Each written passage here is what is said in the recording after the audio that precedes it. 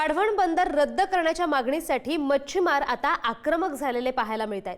कोळी बांधव मच्छीमार संघटनेनं आझाद मैदानावर आंदोलन केले। वाढवण बंदर प्रकल्प रद्द करावा आणि ससून डॉकसह विविध मागण्या घेऊन कोळी बांधव प्रकल्पग्रस्त मच्छीमार संघटना आक्रमक झाल्यात। आझाद मैदानात आंदोलनाचं हत्यार त्यांनी उपसले।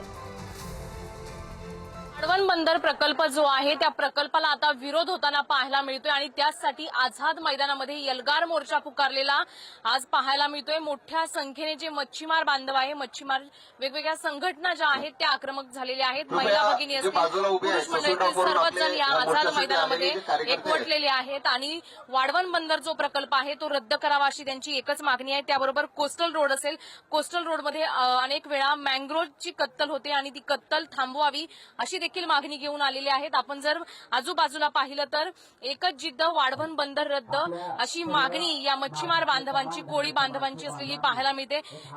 जी मागणी आहे ती नेमकी का आहे किंवा हा प्रकल्प जो आहे तो का रद्द करावा हेच आपण जाणून घेणार आहोत। एकीकडे अधिवेशन सुरू आहे आणि तुम्ही आज भर उन्हामध्ये हा एल्गार मोर्चा पुकारलेला आहे। मोठ्या संख्येने मच्छीमार बांधव एकत्र आलेले आहेत। नेमक्या काय मागण्या आहेत? आमची महत्वाची जी मागणी आहे ती म्हणजे वाढवण बंदर रद्द झालं पाहिजे। हे महाकाय बंदर झालं तर पूर्णपणे झाईपासून ते कपरेट मुंबईपर्यंत मच्छीमार उद्ध्वस्त होणार आहे।